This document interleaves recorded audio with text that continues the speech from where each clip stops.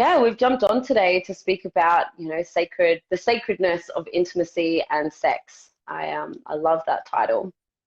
And this is Christian. Christian is going to be speaking at my Enlightenment in the Bedroom event on the Sunshine Coast next month on the 20th of November. So we thought we would jump on and, yeah, jam together around sacred sex. So maybe before we begin, would you like to just introduce yourself, Christian, for those followers of mine who don't know you? Yeah, cool. Thanks. Yeah, I'm excited to be here, and I work as a mentor and a coach in so many different areas of life, and sexuality has just become, all relationships, it really started in relationships that then drove me into this path of sexuality. It's just become a really key area where, my main thing has been helping people experience freedom in an area of life they don't have freedom. And, that's money, that's finance, it's emotions, it's relationships, it's all these bits. And through my own personal journey, I've just realized how much sexuality, it just has to be a pillar in that. Like, there's no way to be sovereign and free in relationships, and relationships are life, without us having a self-awareness of our bodies and sexuality. And, it was my greatest initiation into my manhood. And out of all the men's work I've done in the book, all the work Life and Passage, it was the piece where no matter how many warrior trainings I could have done, or, rites of passage or death and rebirth process, it was like, unless that trauma that was stored deep in my body was released, I could never come fully into my power. So that's why I'm passionate about it. And I'd love for you to also just share, for the people that may be tuning in from my end, for you to introduce yourself and share what really brought you here as well. Thank you. Yeah, cool. I love that. And just before I do, just touching on that, like, I feel that this sexuality piece is often like you said, that missing puzzle piece for people, and it's often like the last sort of area of development people explore. And like you said, it's like often actually holds those keys to wholeness and to their power and to their sovereignty. So yeah, I love that. So yeah, thank you for sharing. Cool. What do I do? I find it so hard to to introduce myself sometimes. It's always changing and I don't like labels, but I guess most recently I've been labeling myself as a sacred sexuality and conscious relationship educator and coach. So yeah, I coach people one-on-one. At the moment, my focus is on supporting men with like sexual mastery. So supporting men, with sexual challenges to last longer in the bedroom, to be better lovers, to pleasure women, and to let go of like performance anxiety and all of that. But I've predominantly been supporting women over the last 3 years, and I've been, running tantric temples and online programs and different workshops as well. And yeah, I run an event which is an educational event, a multi-speaker event called Enlightenment in the Bedroom, which I'm super passionate about, because it's like just having these taboo conversations around sex, which is something that a lot of people shy away from. But again, it's like some people just don't know that actually so many people have challenges in this area, and so many people have still so much sexual shame. And I guess that's sort of why I do this work, because I really want people to be more liberal in their, like, not only their sexual but their sensual and their emotional expressions, I guess in the more feminine expressions. And yeah, I guess I want to live in a world that feels safe to be a woman, where I feel safe to walk down the street and I don't feel like I'm going to be abused. Yeah, and where people are like in relationships that actually like nourish their soul and don't create more trauma. Like I'm totally here to support people to like end these generational patterns of trauma when it comes to relationships and sexuality as well. So yeah, a bit about me. And yeah, I discovered like Tantra, like Neo Tantra, sacred sexuality work about 6, 7 years ago now. And when I remember, I still remember the first like talk or workshop that I went to. It was at a festival, and my eyes just were watering the whole time, but I didn't feel like I was crying. It was like, it was the weirdest experience. I was like, am I crying? Because I don't feel like this, I don't feel this conscious emotion on the surface, but my eyes keep watering. So I feel like I'm crying. It was like this deeper soul calling to like, listen, like this is like touching you on a level that you can't even explain right now. But it took me like a good like couple of years of exploring it myself to sort of like, I guess, own that this is what I'm here to do, because it was still such an edge for me to like come out on social media and start talking about sex and, you know, tell my family friends and all of that, that this is what I am here to do. So yeah, I've been on a bit of a journey of my own over the last 6, 7 years of exploring this work. But I guess what really drew me in was the fact that I wasn't able to, I hadn't found a pathway into having like healthy, wholesome relationships, and that wasn't mirrored or to me, you know, in childhood. I didn't have like people around me that related in the way that I knew that I wanted to relate. So I knew that I had to walk that path myself and heal my own trauma and so I can help other people. Amazing. Just presenting some epic humans that just joined: Stuart, Hay, and Daniel, and Alex. If you're here tuning in, just let us know where you're tuning in from, and if you got questions along the way as well. Just want to open up this to be just an open discussion and conversation for anyone tuning in. Yeah, I love that. And anyone tuning into the replay as well. Hi, Sammy. Thanks for joining, babe. Today we're talking about the topic is intimacy. Oh. Topic is really around intimacy and the sacredness of it. You know, I've been speaking with people this week who are kind of in all different places of their journey, whether it's people that have gone down the nutrition path, or people have done all the subconscious reprogramming, or people that have never explored personal development, to people that are deep in it. And you mentioned that sexuality is a last part for many people in their personal or spiritual journey. And it's like, so there are worlds of people we're talking to. There's a person that's hearing sacredness of sex and intimacy and going, what the heck are you talking about? Yeah, there's people that are like, oh yes, like I'm charged by that, I'm turned on by that. There's people that are scared of it. Like there's a curiosity, but there's this kind of fear. And it's like, if you're willing and welcome in this moment, it's like, I just want to open up the space in us in this moment, like in our bodies, and just to be with each other for a moment, just eye to eye, and just pause and breathe, and invite of mask and story to dissolve, and allow us to truly see each other for who we really are.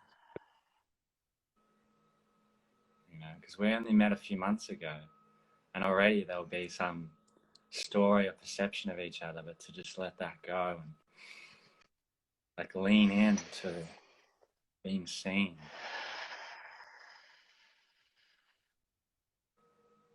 You know, and for me, there's this penetrative part of me. It's like to see you, to witness you. And then the more vulnerable side of me is really just like, it's like bringing my awareness in and opening my heart and being like, here, I want to show you me. Like, can you see the tenderness and the vulnerability that's here for me? And that's more vulnerable for me.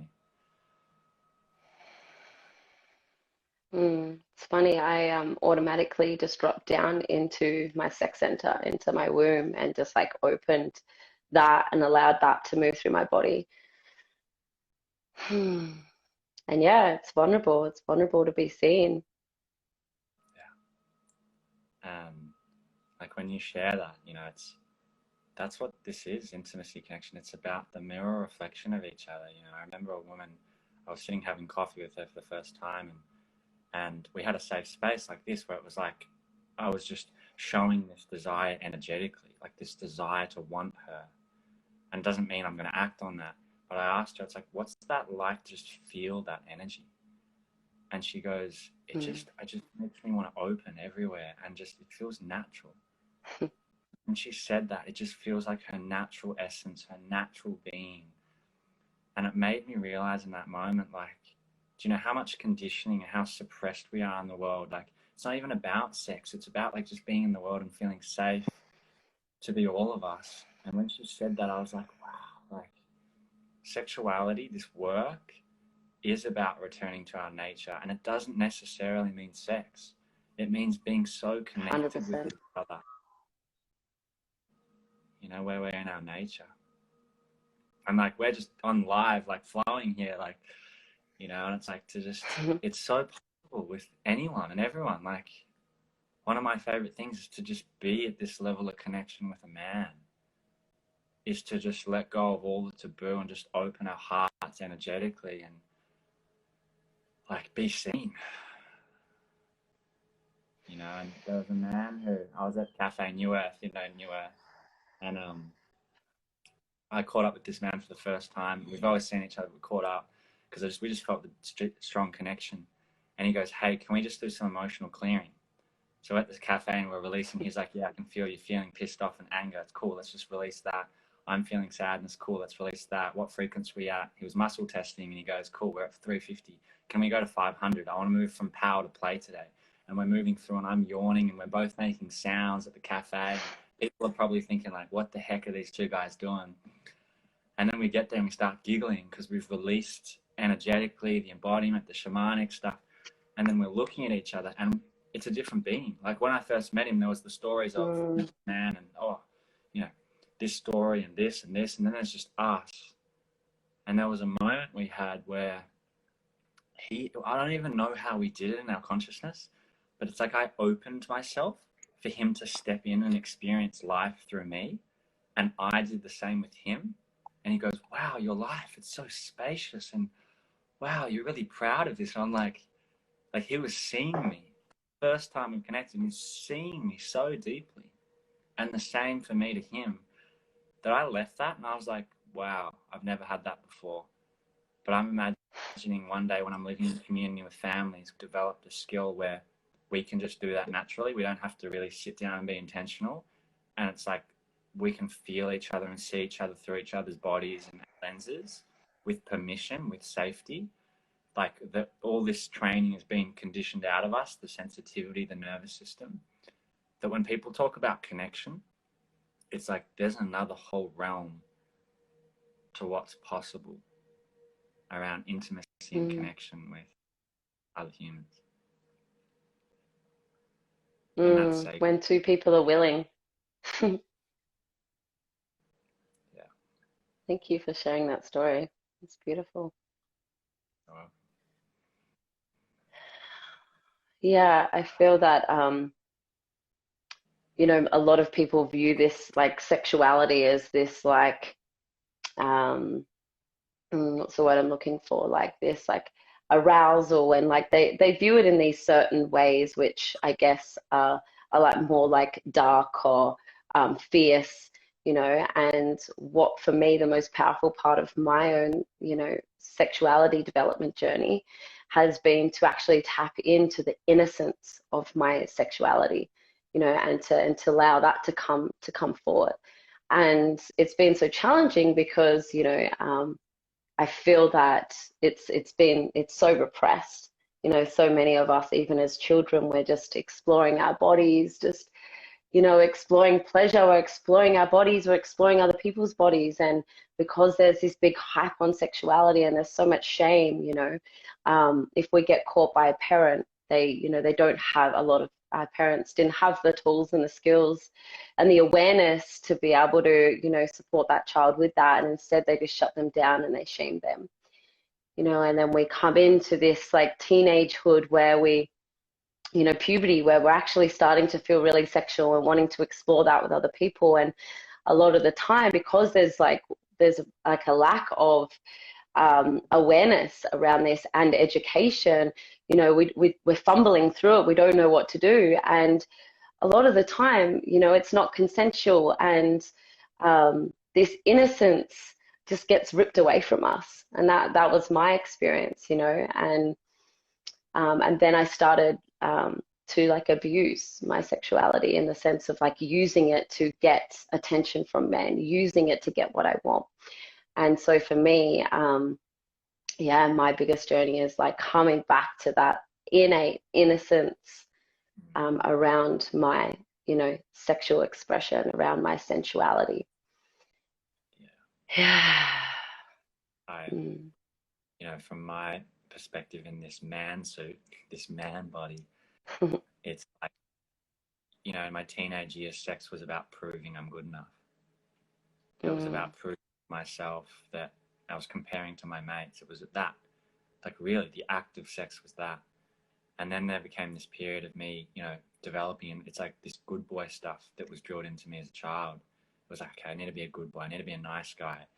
And, you know, what you just spoke to there is, I only realized this later, but I kept getting my heart broken. I kept losing my power in the reflection of relationships with women or just with the world.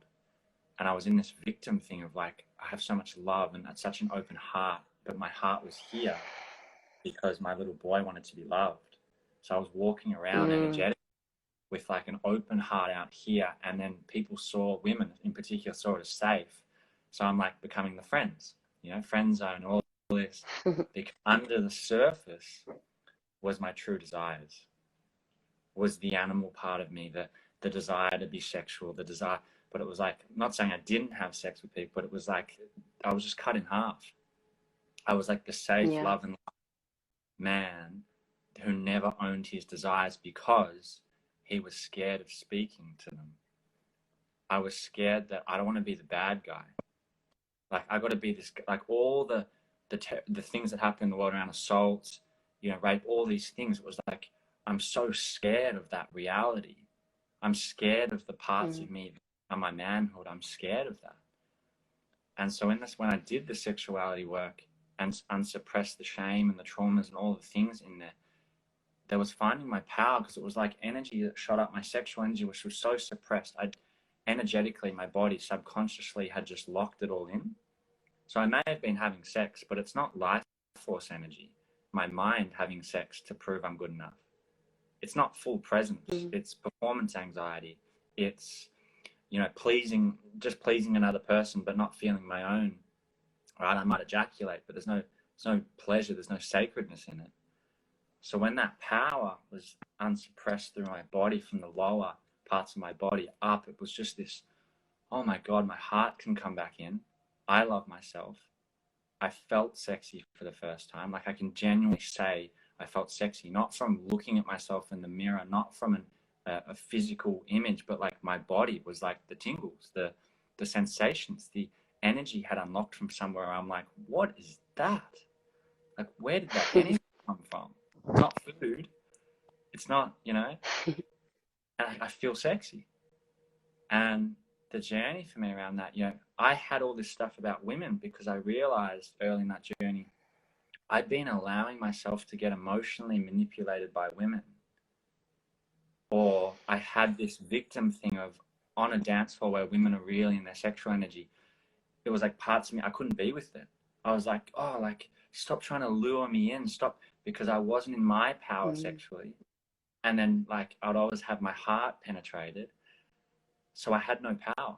And it wasn't, not to blame anyone else, but when you said, you know, that women using, it's like, I've experienced that. Like I've been on the end of that, and I've been a victim to it because I myself haven't been in power.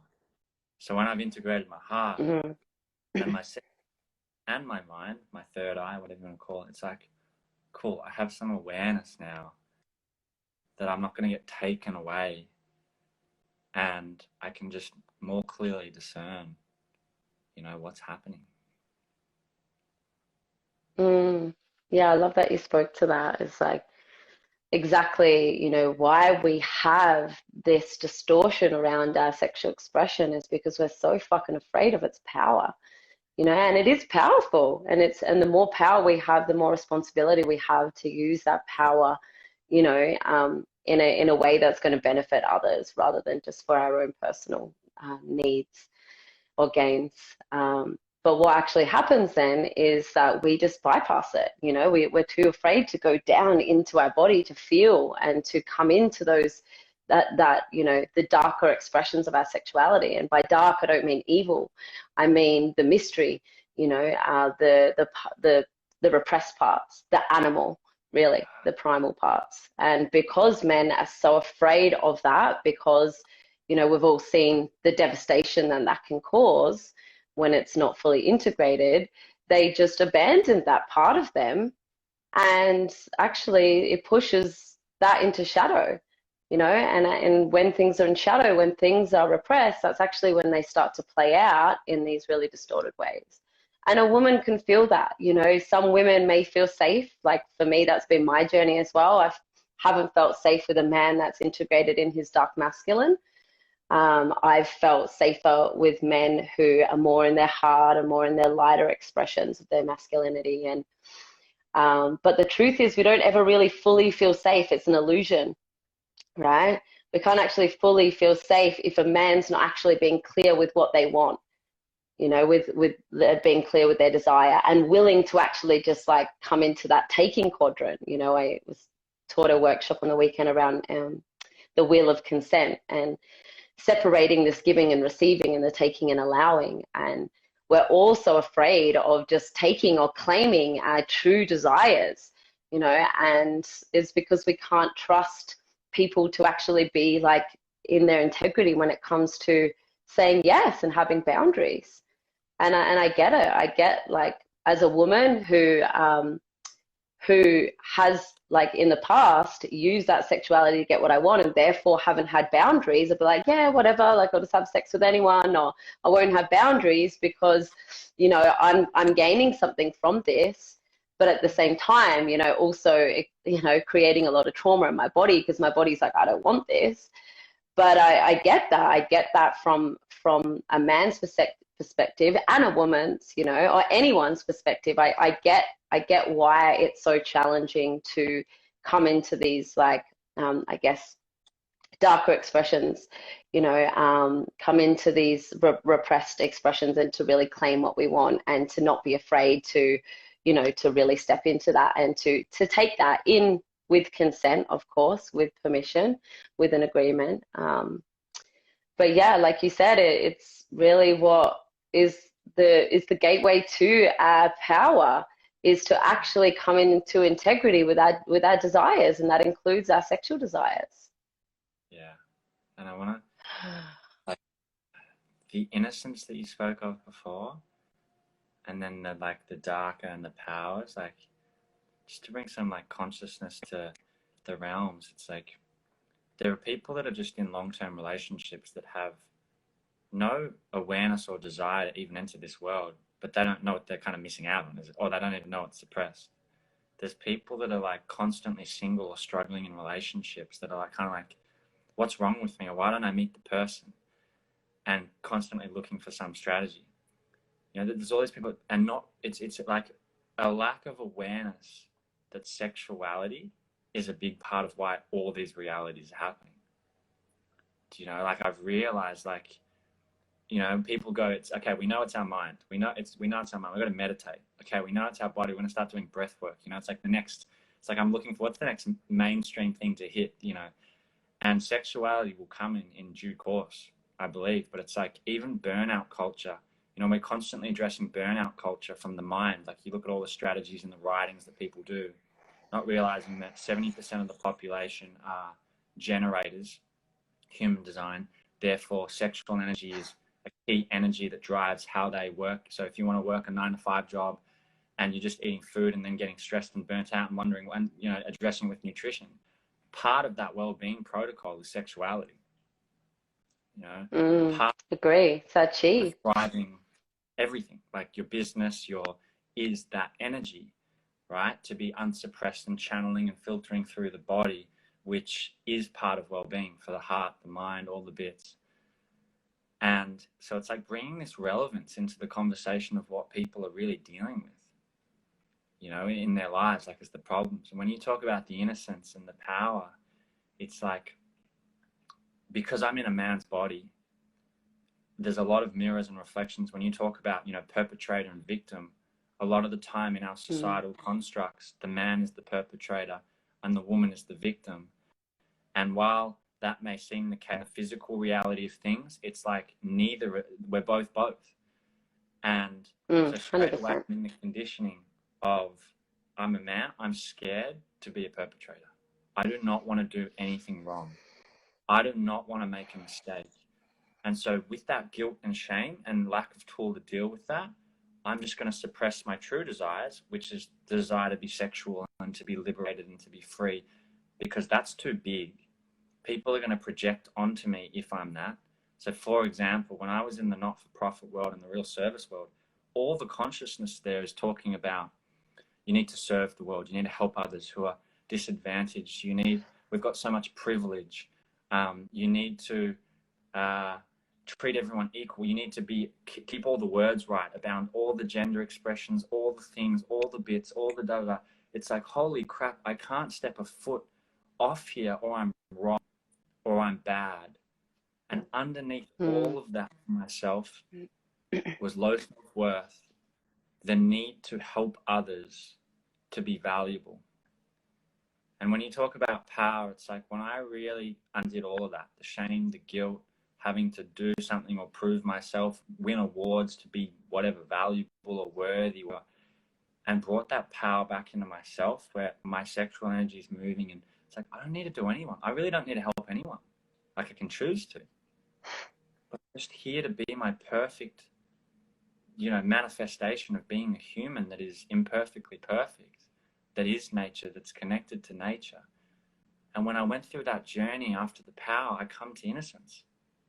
Because after releasing the shame and the guilt and the power comes in, I'm like, wow, my sexual energy, which I shamed and I thought was bad, and getting an erection in public is shameful, and don't let an erection, penetrate the world, or just all of this stuff that I'm trying to stop myself doing. It's like, it's actually innocent.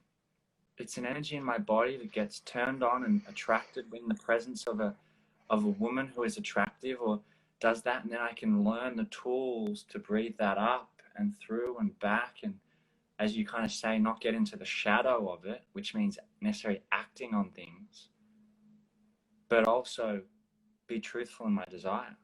Be truthful with someone and go, I want you. And that doesn't mean we have to act on that, but for them to go no, or them to go yes, and for me to be okay with that, not have my heart broken again in fear of rejection, but just, I spoke my desire for the sake of the desire. I spoke my truth. They spoke their truth. And no matter what, there's a pride in that. There's a peace in that, because it's just being in truth. Yeah, for me it feels like integrating these animal desires and our heart or our spirit's desires, right? It's like so many people, they operate in their sexuality just in their animal, and it's like our animal is just about survival. It's about procreation, and and it's like, and there's nothing wrong with that, even though that is greatly shamed in our society. But when we're just operating from that level, then we're really limited at what we can experience through our sex, through our intimacy. And when we can really channel that energy into our heart and we can connect it, we can have more of a spiritual experience, right? It's like we can really bring those two sort of poles together, and we can bring this consciousness. We can shine a light on this sexuality. And like you said, with your journey, it's like, actually, when you do that, you realize that it's actually all innocent, and we don't need to repress this certain part of us. We don't need to hide that from the world. We just need to integrate all of it, so it can be expressed in its healthiest version, and it can be integral to all parts of us. Yeah. And what you spoke there is, I'm really grateful in my journey that for whatever reason, it's like started off at the head, integrating that, the meditation, the consciousness stuff, then the heart, biofeedback, brain heart coherence, training, all that, expanding that, and then to the sex. And there's a quote that says the longest journey a human takes is 30 centimeters from the head to the heart. And what I feel like adding to that is then the 30 centimeters to the sex. And why I'm grateful for that because I've integrated the head and the heart first. It has a foundation for my sexuality, in which I know my sexual energy is really strong and powerful, that if the heart's not integrated, I can see how easy it is to be driven by the sex center completely, like that overtaking everything else, that then it does become just prime. And again, there's nothing, I don't want to shame that. There's nothing wrong with that. That's okay too. I really allow that. But when you spoke to just integrating all the centers, it's like literally now when I'm in the reflection of another being, it's like, oh, I can feel my sexual energy is turned on or it's not. My heart is open or it's not. My head is probably like trying to filter out, oh, is this my divine partner? Let's see, do they fit this box and this criteria? And can I vision my future with, you know? And then it's just like, let go, like surrender. What's here in the moment? My heart's online. My sex is online. My head's not. My head's online. My heart is. My sex is not. And just be able to be present in myself and with them. And I would love to ask you a question, which is, you know, for your experience and, you know, in the body of being a woman, right, in this life, connection, intimacy, sexuality, like all the stuff that's driven to you this point in your journey and what you do. As a woman, if you just filtered and surrendered everything, what is it that is the most deep yearning for you to experience? Like, what is it that you're looking for in connection and just everything you're doing? Yeah, it's interesting you asked that question because I was driving the other day and I was thinking about these two parts of me. One that's really driven for connection and for love, and, you know, the part of me that like wants to be a mother and wants to, you know, nurture. It's like that feminine that's really driven for like conscious, connected, intimacy, deep love merging with another human. And then there's this other part of me who's also like my masculine, you know, we can call it feminine or masculine or whatever you want to call these polarities. It's like there's still this part of me that's really driven by purpose, you know. And I was feeling into that, and I was feel like there was this internal process where I was almost like somewhat like shaming the part of me who was really driven for purpose. You know, I was like, well, why am I still like really in this masculine part of me? And then I realized that, you know, growing up, my mom, she was a stay-at-home mom until my brother went to school, and she loved that. Like she still talks about how, you know, the best parts of her life was, you know, when we were kids and she got to just play with us all day, and she was such a great mom. But I could also feel this other part of her that felt like there was something missing. Like there was this identity of the masculine in not being able to work, you know, and she even asked my dad, I think, like, you know, can I just work part-time, a couple of days a week? I'm just really wanting to not just be a mum, you know, I'm wanting to have that other life and identity again and be me again. And he didn't let her. And so I guess she felt really trapped in her role as a mother. And, you know, even though, you know, as a 5-year-old, as a young kid, I didn't consciously know that or have that discussion with my mum, but I could feel that. I felt this part missing. And I guess also for like, when I think about it or felt into it, it wasn't just my mum, it was that whole ancestral lineage of like, they didn't actually get an opportunity to follow that impulse of like, I want to actually like have a purpose and help people or whatever that was, you know. So there is these two parts of me that are really strong. And I guess like what has probably been more strong has been this impulse to like follow, to be in service, to be like driven by my mission. And I think for a long time that actually came from this part of like, you know, this part of me that was like, that is how I'm going to be successful and I'm going to prove my worth in the world. And, you know, it came from, I guess, this shadow sort of desire of like, this is how men will love me. This is how the masculine is going to see me, is if I succeed and basically do what they're doing. you know, and earn a lot of money and help a lot of people. And yeah, that's been a big part of me coming into, yeah, I've had to really like come into some integration in that, I guess, on my journey of like, I do a lot of shadow work and I now share that as well. Like coming to like making peace with that part of me who actually doesn't feel enough, just being driven for connection. And yeah, I'm not going to lie, like this, I do feel that I've done a lot of healing with that. And I feel pretty clean with my desire to be of mission.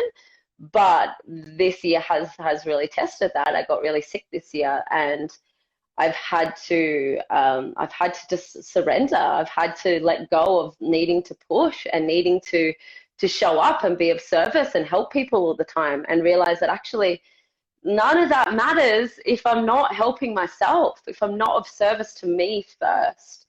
Yeah. And so, yeah, I feel that this year I've been really like softening, like coming to like a deeper level of like coming into my feminine, which is that coming into that innocence, I guess, coming into that softness, really integrating my light feminine, this part of me who is deeply intuitive, you know, this part of me who is actually the core of me, who is so driven for unity, who is driven for connection, who wants to merge with another soul, and who wants to birth, who wants to bring other life into this world.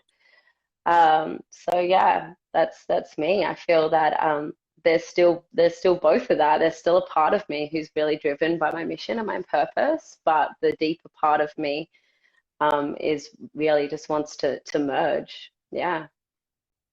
Thanks for sharing. Wants intimacy.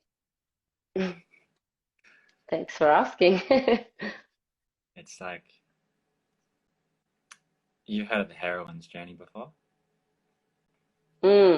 Yeah. Yeah, I really just hear that it's you know, the young girl grows up in this world, in a masculine patriarchal world, so sees all the boys and fathers being validated by the world, money and status, and so try to become like that, and then go through this emotional, spiritual crisis at some point. Normally it actually happens in 30s. Like the evidence kind of over studies has shown it happens for a woman in their 30s. And there's a breakdown of health, physical health or emotional, like it's, you know, it's almost like the spirit is waking up. And then the descend into the shadows of the darkness, you know, so it's in parallel to the men, you know, the men's hero's journey is into the shadows, into the goddess. And it's the feminine healing to recognize I am not broken by being in a female body. The world may say that and all the messages it's giving, but I'm whole and complete, and it's safe to be in my feminine. And then there's this healing that takes place with the mum. It's like what's been shown is these young women reject mother in early years because they're looking to mother to help guide them in this masculine world. So there's the healing of the mother relationship, and then there's the integration of the masculine and feminine in a balanced way. And what I'm hearing is, it's not about giving up mission and service and purpose, but it's where is it coming from? It's the integration of where it's coming from. And, you know, the unique context I bring is having been in corporate, whoa, totally masculine. Don't fuck up. Don't bring emotions. Go cry in the toilet. Like hectic. Like my being was just unsafe there, burning out.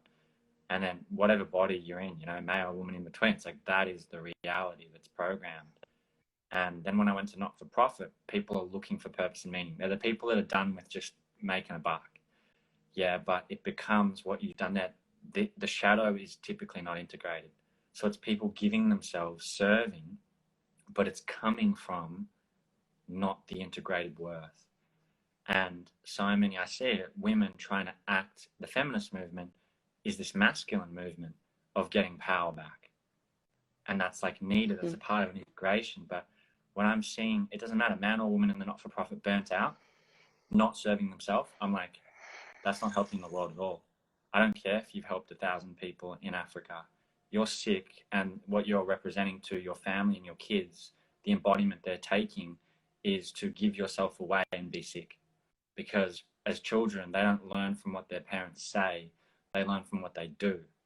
And that comes from my work in schools, thousands of young people. So I've seen these dynamics in corporate, in not-for-profit, in rites of passage work with children, so fathers and sons. It's the moment the son and the father are there, and the father says to the son, "I'm proud of you, son." And he's like shaking and trembling because he's never expressed that before. And that's what the son was looking for the whole time. All the, child tantrums and acting out and drugs, and this is for both, women and men in between. But I'm just speaking directly to that, it was that moment. But the father never had his father say it to him. It's the same for mother-daughter work. It's the same for mother-son work, father-son, it all needs to take place. And, I'm just hearing that for you, and that's been part of me, is the sexuality was getting my power back in my masculinity. So I can go to a men's sharing circle and be in my feminine and share my emotions and hear other people share their emotions. Like, that was the beginning of the journey. But there became a point where, like, it wasn't doing anything for me anymore. And I needed to really integrate my masculine, where through my lineage and ancestors, all the men in my family lost that. All the grandfathers, my dad, no solar plexus, no power, because they surrendered to the women. The women were off balance, conflict in the marriages, relationships. Stuck through it though, always stuck through it. It's something I've learned through my family, bless the commitment, the unconditional love, but not fully sovereign, not vitality and health, not the possibility of what a relationship and a marriage can be. And I've learned that these constructs of masculine and feminine, yin and yang, whatever it is, important. It's important for me to go through the feminine journey, the masculine journey, to integrate it. But then the next step, you mentioned the word unity before, is to transcend that, is to heal that, work through it, find those parts of me, get the range of my masculine, bring that to my center, get the range of my feminine, and then not buy into any stories of men have to be masculine, polarity, sexual energy. I have to come to what is my true heart's nature. Right? Transcend all polarity, all thing. And my current reality of like just what's here now, I don't know, it'll change, but I do have a very strong masculine sexual energy. I feel that in the world, which is purpose and mission. But there is that, similar to you, there's this strong desire and yearning in me to be a father, to have a family, to work the land, to provide for my family, not from I have to because the conditioning told me to, but just there's this innate desire in me, to be really flowy as well in life. But service, it's like I can feel it. Like if I put my family, it's like putting a woman, this feels edgy to say, putting a woman and family above service is like losing part of my soul. Service has to come first, because when I'm full up to the brim, then I can truly be present. It's like my thoughts, if I'm pretending that you're my number one, you're the woman, you're my number one, but my actual spirit and thoughts are over there, I'm lying to her and myself. That for me to be the best lover, father, I feel like that's just the feeling that I'm in currently, is I need to be in my service. So that when I'm just sitting with myself, I don't have karmic thoughts, I can be really present, my mind is really still, and I have the capacity to love and give. And that's what's going to create safety for a woman as well. She'll feel that. Yeah, I love how you spoke about like transcending these polarities of masculine and feminine and these like gender roles, right? Because that's exactly what's happening when we're not integrated in both of these polarities. We're searching for the other polarity outside of us to make us feel whole. Yeah, and then when we find someone that has this strong unconscious polarity, we're like, oh, it's love. I love them, and this is sexual chemistry and whatnot. And really, they're just mirroring to you what you're not integrated in, what you need more of. Yeah, and the feeling that brings when these two energies come together, when these two people come together, is wholeness. But yeah, this is something that we can journey with and find within, so that when we connect with someone, it's not coming from this unconscious desire to feel whole, because we are whole. We feel whole within. Doesn't mean that you have to always, be in one polarity. It means that you consciously get to choose. And yeah, it's like that's another question that I get. It's like, because I teach a lot of inner union work as well, and that's what I'd call that, is bringing these two polarities into union within you. And it's like, oh, but then won't we like not experience like that polarity with someone? It's like, yeah, but it comes from a place of consciousness. It's I can choose. I can choose to be in my feminine energy, and they can choose to be in their masculine energy, and we can create consciously polarity. So rather than our unconscious wounding or our unconscious unintegration, I guess, like creating that fire, which is the sex, you know, it's like sex isn't just an action, it's an energy, it's polarity. Everything is sex, if you think about it. Then everything holds a certain energy, whether that's like over this side or this side of polarity, you know. And it's that spark, it's that polarity that creates that aliveness. But we can create that consciously as well. Yeah. And I realized there was a point in my life where I was being really drawn to men, like really solid, grounded men. And that was the time for me to integrate masculine. Like, I feel like for each of our personal journeys, there's what we're just integrating at a point in time, whether it's feminine or yin or yang or masculine. I've realized for myself as a coach, just in the experience of who's coming to me and what are we doing in the sessions, I'm supporting people integrating their masculine. And again, it wasn't a conscious choice. It wasn't like, here's my strategy and this is my offer. It's just over time and realizing, you know, so much of it's not just energy. It's like what I'm helping people with is a financial plan and a budget, is creating structures in their time and their life and their day, all these models. So it's like all that skill I learned in corporate mixed with the energetics, mixed with this, is like all those things create safety for me. Like I'm just teaching what I do for me, creates all this safety as you talk about those pillars. Doesn't matter if you're a man or woman, like you can have safety that allows me to I just flow in life. So people probably, I don't know, maybe think I'm in my feminine feel. I don't know that. You'd have to ask them, but it's because I'm just flowing because I have all these things. But then if you came into a coaching container with me, it's full masculine. So how I am here in one area of life to how I am here to how I am here is different. And my energy is flowing with what's needed in the moment. And I'm starting to see, like on the journey for a man or woman, it's like there'll be a point where maybe I need to work with a woman. There'll be a point where I need to work with a man. In that mirror, all I'm getting, doesn't matter what we're doing in the coaching container, I'm getting the embodiment of who they are. So when I had a recent coach who was a man, I was creating my reality in it, but he became just another father figure for me. He just needed to hold the space. I brought the healing. I knew what I needed to heal through, and I said, this is what I want to work through today. And all he's doing is holding the presence. He doesn't even have to say much. He might just ask a question or, you know, reflect something, because I'm the one creating the healing, the reality. But it was just having him there. It's like any older man can be my father. Any older woman can be my mother energy. Any, you know, man can be a brother or sister. And how we open up vulnerably to intimacy, to go through this messy, beautiful human journey together, and then the reflection of each other. I even watched Good Will Hunting the other day. And I don't know have you seen Good Will Hunting before? I haven't, no.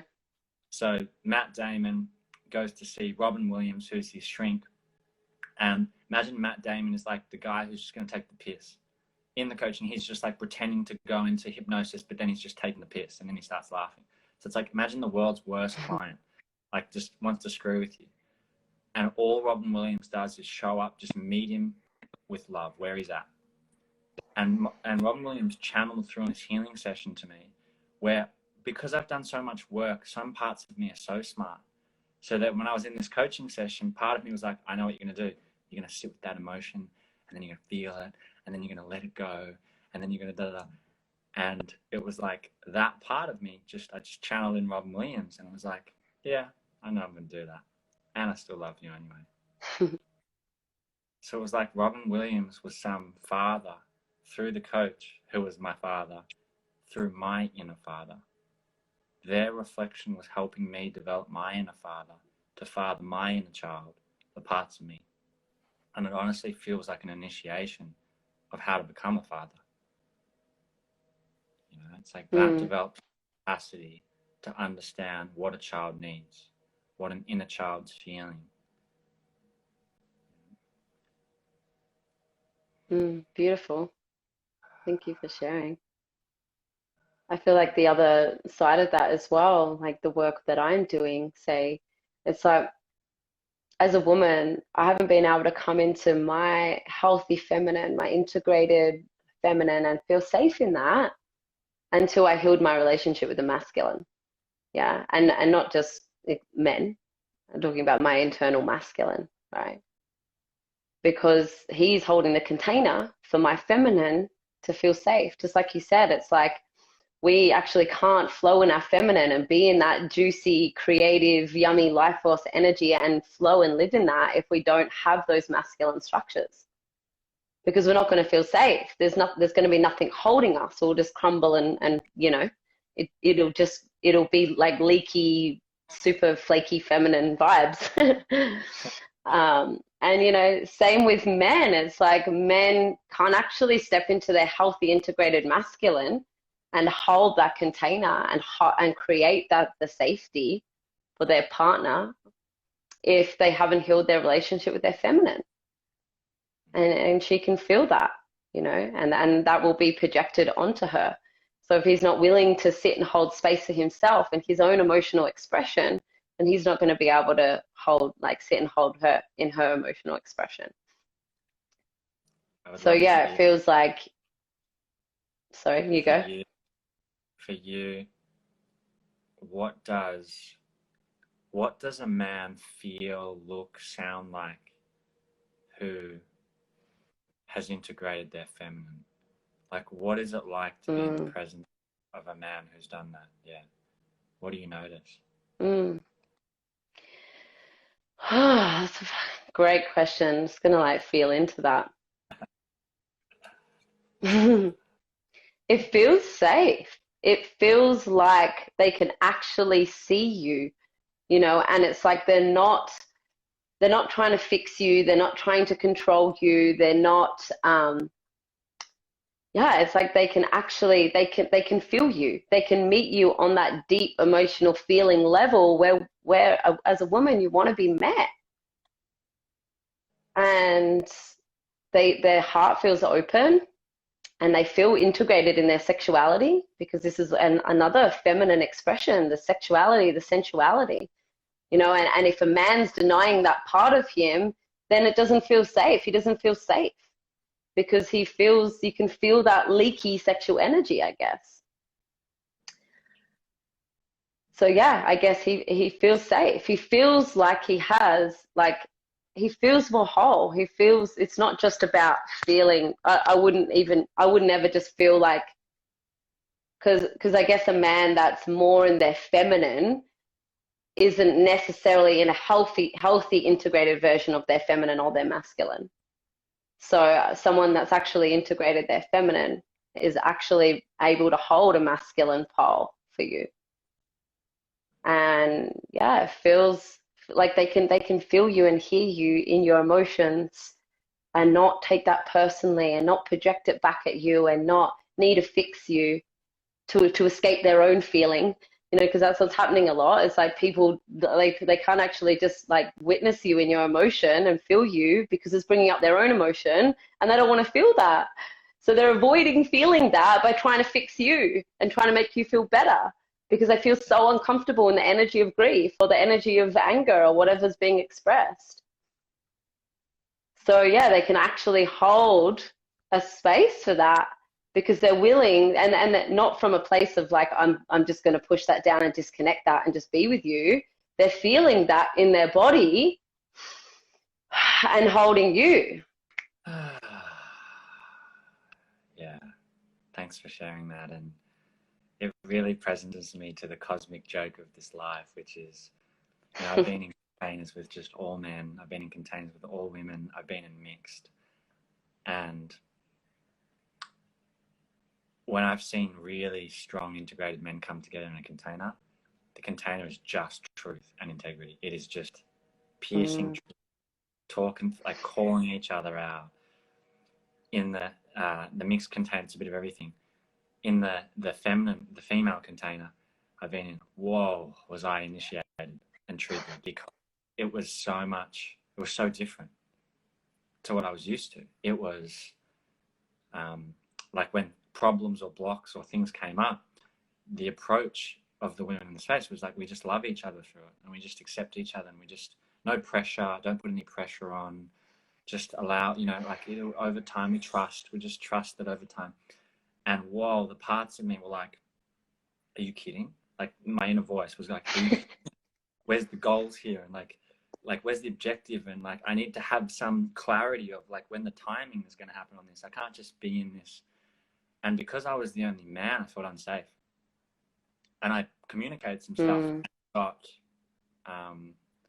it was not received. It conflicted with, you know, whatever was the embodiment there, right? So then I went back. I actually had to make a choice. The parts of me were angry. I made a choice. It was like super triggered. I made a choice. Okay, I'm just going to surrender to whatever this medicine is that I'm meant to get. I'm going to let go of all my attachments and ideas of how I think this needs to be. And I sat with that. I felt super suppressed. I felt like I couldn't be my full self. Yeah. Now I got to the end of that. And what I learned was, I'm not going to blame them, but I did suppress myself. Like in that, I just felt outnumbered. I felt, like it wasn't like, it was a clear polarity where it's like how I approach things is different from how it's approached here. And yeah, what I really learned through that is there is this is the cosmic joke. It's like I'm just being careful. It's like what our feminine wants. So it doesn't necessarily mean women, just like what our feminine wants and what our masculine wants is in tension and conflict. So if, for example... Yeah, but it doesn't have to be, I don't think. Like for me, it feels like... Sorry, you go. I'll share the last bit enough to hear, your thing. Yeah. There is this tension where it's like, how would I explain it? It's like, give you an example. I had a psychedelic experience where I became the sun, and there was a woman I was with, and she became the earth. And there was this desire for union, and the sun was penetrating the earth, and she wanted to grow back towards the sun. It was like that. We were in that experience. But I had this realization that the sun and the earth speak a different language. Like, and there was a moment in that she went, "You're not listening to me."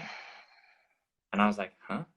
Like I can hear the words she's saying. I can hear the emotion underneath her words, yeah?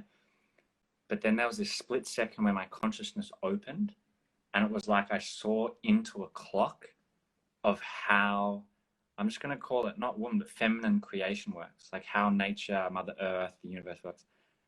And it made no sense to my left brain. Like it was like a 3-second split inside into it. And what it cracked open, what the integration was a few weeks after that was, whoa, my left brain, if you want to call it masculine, will never be able to make sense of creation.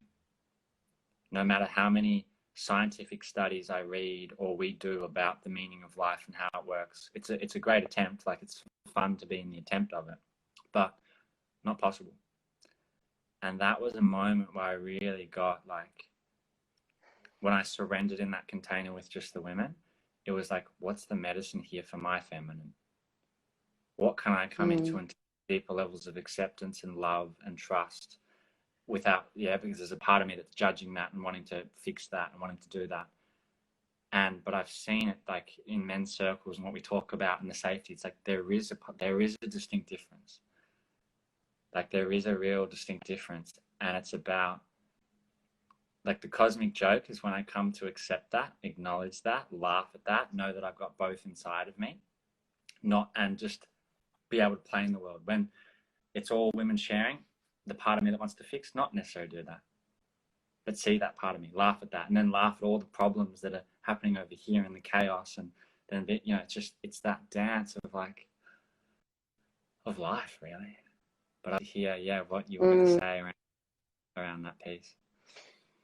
Yeah, there's so many pieces I want to speak to in all of this. I think the first piece is like that's here on the forefront is like we're not meant to make sense of creation of the feminine. Like you can't make sense of it. It's like this process of destruction and death and rebirth, and that's not something that our logical brain can make sense of, and it's not something that we can really like understand on that level, because it's it's a felt experience. It's an experience of surrendering into that. And it's even hard to explain, you know, like I'm sure you've had like a dark night of the soul, or you feel like, you know, there's been so many parts of you dying, and it's really hard sometimes to even explain that to someone, because it's not something you can easily put into words. And that's the feminine. It's like you can't really, it's not something that you can really make sense of. It's something that you feel, yeah, and you can make sense of it on a felt experience level, like on a body level, because that's where you experience the feminine, is in the body. And the circle that the feminine circle you're in, just from the outside looking in, and just from what I've heard, it feels very light feminine.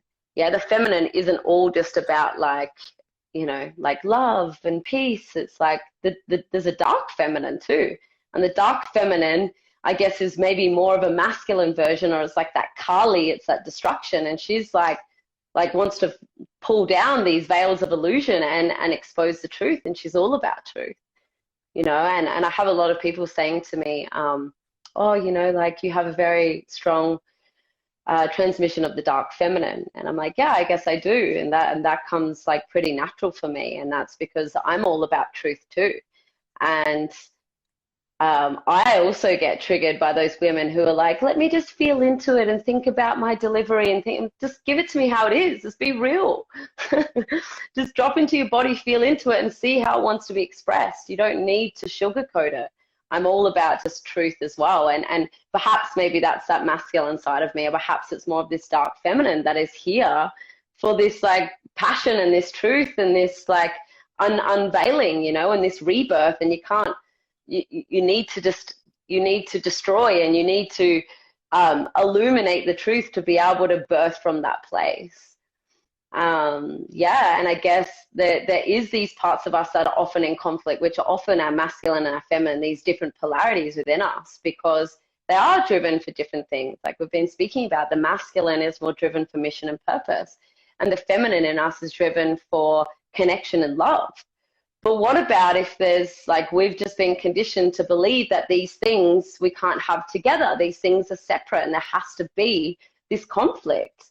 There doesn't have to be this conflict. You know, our masculine is driven for purpose. The purpose is love. The purpose is the feminine, is to come into connection, is to dissolve with one another, and is to see one another and see the conflict and see the mirrors and see the shadows, and then dissolve them and let go of what is not true, which is the separation, and see love within one another and come home to that. That is the mission, that is the purpose.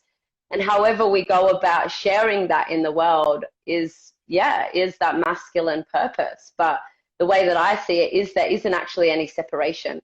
It's just we've been told there's a separation. And yeah, there is this conflict, there is this tension, I guess is probably the better word to explain it, because that's polarity. You know, there's attraction and there's tension. We all want this, like, you know, we want this polarity, but with polarity, there's not only just this hot sex and passion and connection, there's also often conflict. But that's the point of it. The point of it is to come together. We're drawn, we're magnetized together to dissolve what is not true, and to come home to love. To that connection, to dissolve, you know, with one another. That was very that.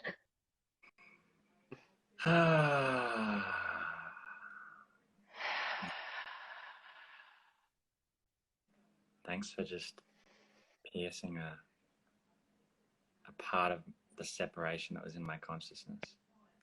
I just felt this part of my body come into union. When you just said the purpose is love. Yeah, it is. Spoke about before around just transcending these things. It's like they're useful for exploration. And it's like when you just said that line, it's like my body just feels this integration of embodiment of, oh, that's where I was creating conflict in myself from a story. And that just came into union. And I guess there's just this other piece that I want to speak to around that is like that masculine part of us is driven for freedom as well. It's not just mission and purpose, it's this freedom.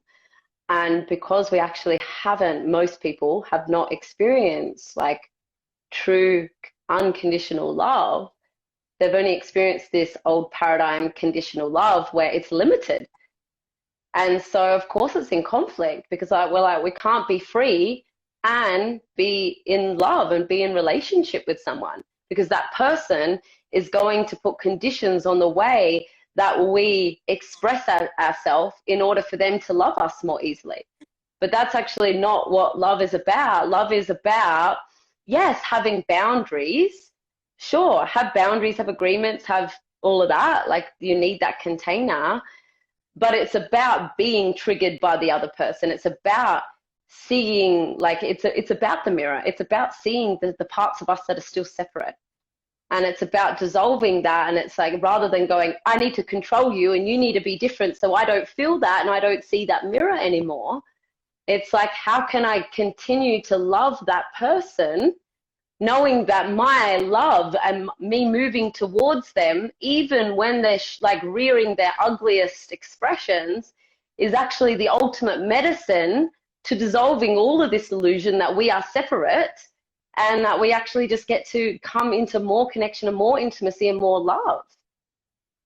And it's hard to do. It's challenging to do because we're so conditioned. Every part of our being wants to move away from love and come into separateness when we don't feel okay and when we're not getting our needs met. And so we want to come back in, oh, I can't have that and I can't have this separate self and have that, you know, it's like our ego. It's like our ego has to dissolve in the face of love and intimacy. And we don't want that because we're so fucking attached to our ego. If you're watching, I know there's people been watching. Can you just give some love hearts to Sarah right now for just those transmissions? Just give her some love and you're appreciating and enjoying just what she's sharing, because that's full fire. Yeah. Just take a moment to let that in.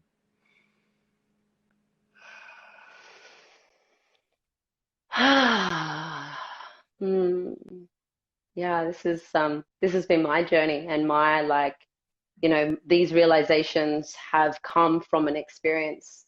You know, has been my journey of, like, I've gone through so many different like traumatic experiences and pain in relationships, and right now the relationship that I'm in, like, again, it's like the more intimacy and the more love that is present, the more all of these impulses to create separation arise, the more of our shadows arise, all these parts of us that were denied. And we have a choice to continue to play out that cycle of, like, this is fucked, that person's fucked, and projection and blame, and this is too hard, and relationships suck, and I can't do this, and I'm just not going to sit with this, and I'm not going to see this, and I'm just going to continue to act from shadow and create more abuse and more separation in the world. Or if we have the awareness and the tools and the support, we can see that as an opportunity to feel that and choose a different way and choose to move towards love instead of continuing to run back towards and create separation. And it's hard. It's really hard when every single part of our being is screaming to run and get away and leave, you know, and create space because we don't feel safe. And there obviously has to be this balance. There has to be, you know, sometimes we actually need space. But for someone like me who is so used to having one foot out the door in relationships because it's so fucking hard to commit, because I'm not just committing to that person, I'm committing to me, I'm committing to all parts of me. I'm committing to this journey of love. I'm committing to this path of dissolving this separate identity.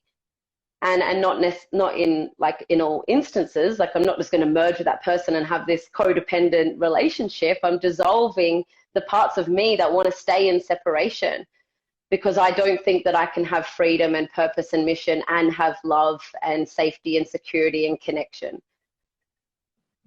Yeah,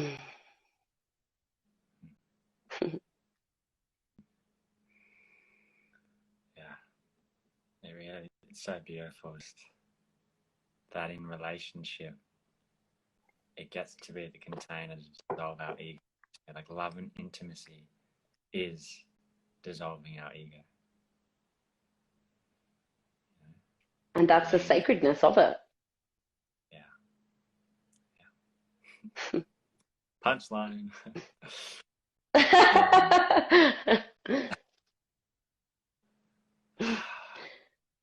Yeah, is there, before we kind of wrap up, is there anything, any question or thing you want to share, or just, anything that feels there to just feel complete in this conversation?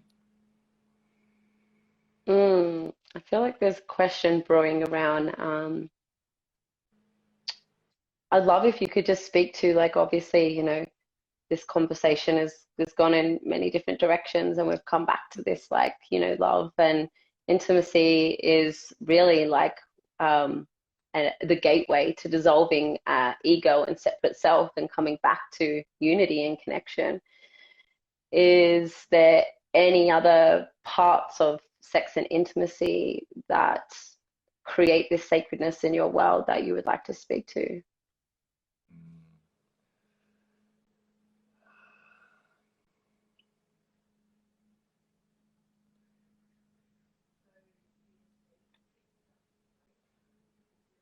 I feel like, you know, when you said the purpose is love, it's like there's parts of me that are just like pissed off about, I don't want to do this in society. I don't want to have to keep having agendas or capitalism or making money or that. It's like all parts of my soul just want to like be in nature, be with the animals, be with humans, connected. Like, not, oh, I go to this space and this person's not, I can't even feel them, they can't see me, they're not listening to me, they can't even look at me in the eyes. Like, my soul just wants to connect. And sacredness for me is the moments, you know, I just paint a picture where, whether it's an animal and I'm looking into its eyes and there's that moment of just like, we see each other and we feel each other. Whether it's nature and I feel so connected, you know, and plant medicine has really helped me open the veils to be like, whoa, this whole thing is alive. But it doesn't need to be with plant medicine. Like, just those moments where I'm just like, I feel like I am the mountain with this mountain. Or with another human, you know, the moment where, when a brother doesn't have crap in the way of us and we can hug and breathe into each other's heart and feel each other and hold space for each other, even if we've never met. And with a woman, I really notice what you said about safety. Like, there's women I met, it's like, not, it feels unsafe, it's just, we can't connect. There's closeness in the heart, there's so much pain and trauma. It's the moment where a woman will feel safe with me and surrender and open. It's like we look in each other's eyes and I can see the tenderness that's underneath the mask. And in that tenderness, I feel, you know, it's the reflection of, I feel a part of myself, my tenderness, my heart. You know, for another being to feel safe with me has me go, you know, feel, it draws out some energy in me that's like, whew. And it's just those moments like that, especially when there's someone trusts me. Like, I don't take that lightly. There's a reverence where I know someone's just had to let a shield down or let something go in that moment, and I can feel that opening. And it brings out an energy of, it's like a union that wants to take place, a merger that wants to take place. And it's like, those are the moments I live for. That's what I'm experiencing. That is me complete and fulfilled. And, you know, I could go to my deathbed now and be complete and fulfilled just in knowing that, in experiencing that, in feeling that. You know, that I've lived my life to the fullest and as deeply connected as I can possibly be. And I don't take it lightly, because having worked with people, I understand how much trauma and how much is in the way when a man or a woman or an animal, you know, we're all in fear, we're all in trauma in some way, can meet me in that. Yeah, it's just beautiful. Beautiful. Yeah, it's like we get to actually experience, I guess we could call it sacredness, or we could just, you know, call it God, right? We get to experience God or the universe or whatever you want to call it. I've worked through my my stuff with the label God. It's like we get to experience God in the presence of one another, really, because we're here just as these deep reminders and these mirrors of one another. Yeah. And same with sex, like, you know, religion, the way that we view sexuality right now is probably largely to blame religion. You know, this patriarchy, it's like that sex is dirty and shameful, and, you know, we can only do it under the oath of marriage or commitment. You know, what about if actually we can experience God and we can pray through having an orgasm, through allowing this, like this life force, this sexual energy to move through our body? Because the way that I experience that moving through my body is this merging, is this dissolving of pain and separation. And it's like, it's this divine love moving through my body. And that's how I experience my sex. It's like this divinity cracking me open, you know, allowing like a medicine that moves through my body and like dissolves anything that is in the way, any separation that is in the way of me remembering my divinity, me remembering that I am God, just another expression of it. I wonder, that's too poetic. I don't know if you saw a little poem I wrote the other day. I'm going to read it if that's okay with you. Oh, I'd love that, please. It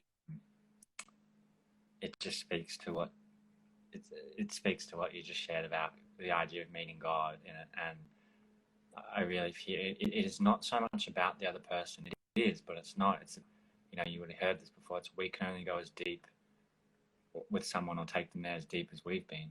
It really is about your relationship with yourself. And, you know, and then to be able to share that with another, whether sexually or just intimately or whatever it is a blessing. But it really is, even in that experience of sex, whatever, it's how much are you with yourself? Like, how much are you breathing up and being, you know, being with the other, really being present, but with yourself, the energy and what's there and the vulnerability. And, you know, I know you've said it before, and sometimes in sex you cry because you're being with, like, you're allowing yourself to be with the parts of you. And that's where the bliss is. That's where the letting go is. That's where, and, you know, it's we're not responsible for other people's pleasure. Like, even in the act of sex, you know, I'm responsible for my pleasure. And because it just speaks to what you just shared, and it was called Sacred Union on Earth.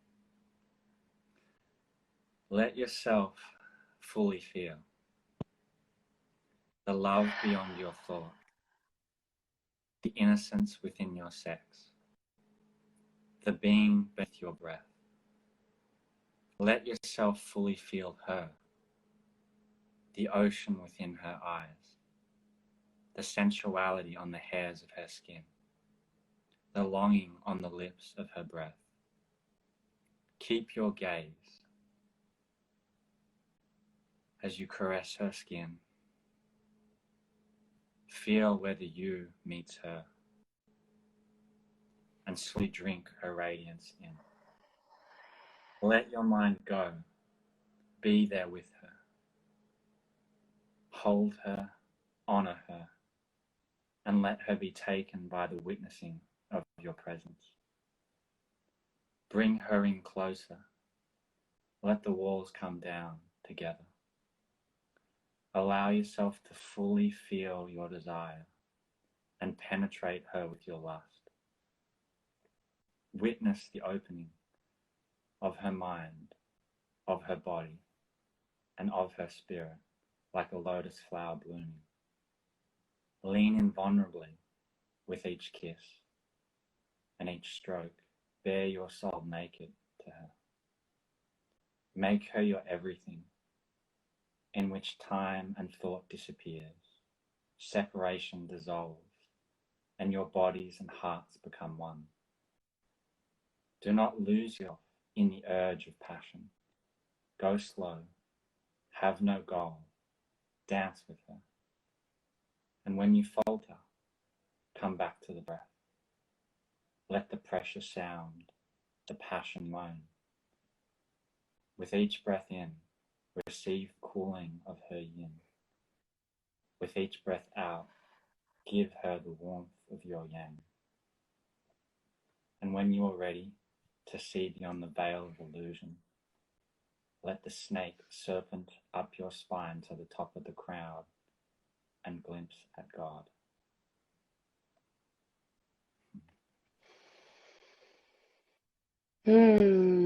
Beautiful. That was delicious. The word that's coming to me is like this great cosmic orgasm. That's what it feels like when, you know, when we can experience intimacy or sex in this way of, it's not just about this orgasm in the body of like releasing energy. It's this like full body, but it's not even, it's like beyond the body. It's this full cosmic orgasm.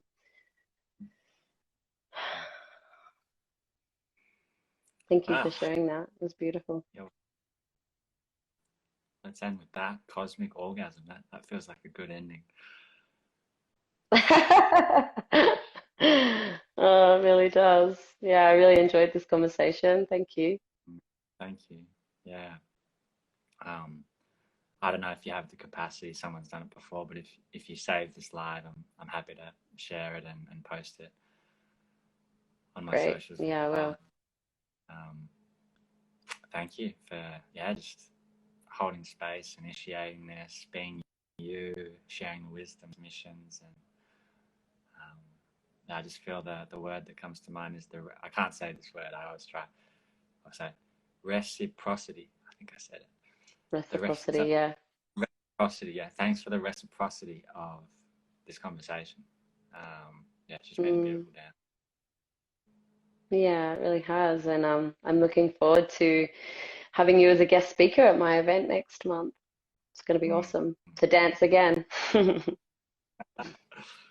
Yeah, for anyone that watches this, November 20 is a Saturday. If you're in the sunny coast or around, come hang out with Sara and I, and there'll be Eleanor, and just a great group of people to be in this dance together.